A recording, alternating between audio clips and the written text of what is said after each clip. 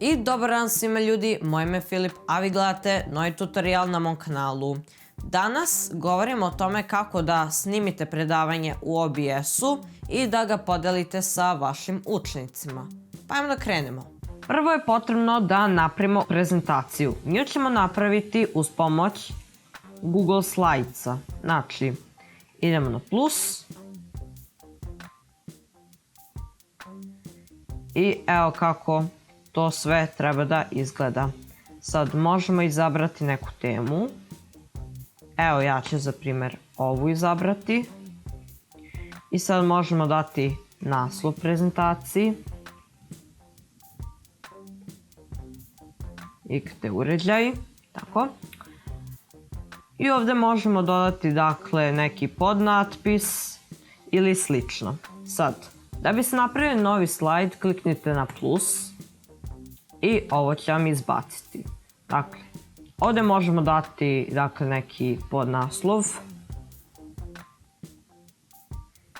Računarske mreže. Tako. I onda ovdje pišemo tekst. Sad kada smo napisali tekst, dakle, možemo ga uvećati. Tako. I možemo promijeniti font.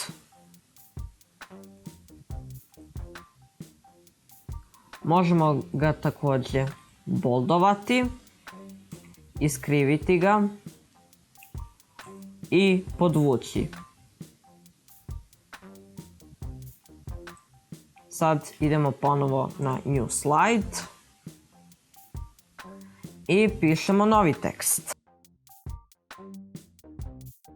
Sada dolazimo do dela gdje nam je potreban OBS, dakle idemo na Download, izaberemo sistem koji koristimo, ja ću Windows jer koristim Windows i idemo Download Installer.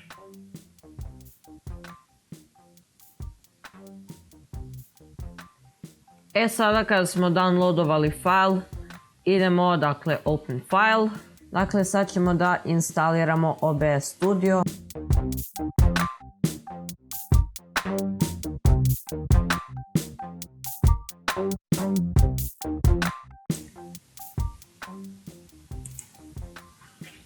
Sad ćemo da podesimo OBS, dakle pravimo novu scenu koja se zove predavanja, tako. Stavljamo Display Capture, pa zatim Video Capture Device, tako. I evo dakle, podesili smo web kameru. Sad prelazimo na malo bitnije opcije, dakle idemo u Settings, znači Output. Sad ćemo da izaberemo mesto na kompjuteru gdje ćemo čuvati snimke. Sad ja ću na desktopu napraviti poseban folder koji se zove predavanja. Preporučujem da i vi to uradite. Tako. Sad podesit ćemo dakle srednji kvalitet. To je ukoliko imate malo slabiji računar. A opet hoćete da izvučete nešto najbolje snimka, tako da preporučujem srednji kvalitet. Zatim MP4.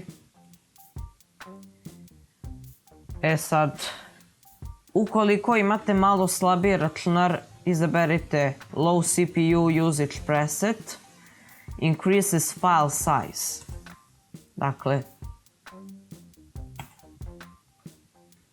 i sad ćemo da podesimo video, znači možemo podesiti rezoluciju. Sad ja ne moram da podešam jer je kod mene sve ok. Sad izaberite 25 ili 50, ali ja vam više preporučujem 25. Tako.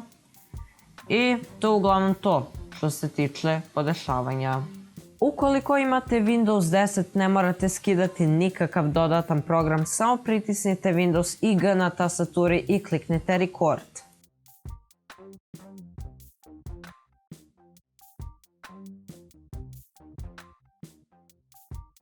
Kada smo snimili naše predavanje, potrebno je da ga postavimo na Google Drive ili na YouTube, a zatim da taj video podelimo u Google učionicu. Prvo ćemo kreirati folder i dati ime njemu, dakle IKT, create. Zatim ćemo ubaciti naše predavanje.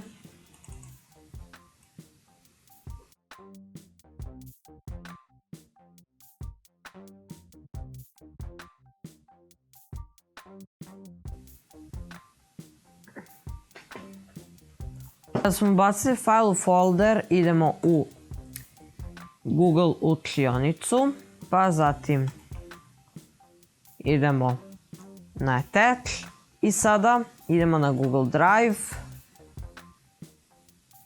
i izabrat ćemo dakle predavanje.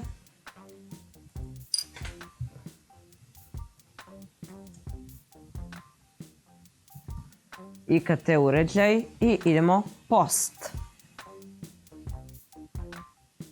I to je bilo to što se tiče ovog videa. Nadam se da ste uživali njemu. Ako jeste, like, share i subscribe. I ako imate neke pitanja, obavezno postavite dole u komentarima, a mi se vidimo u nekom drugom videu. Pozdrav!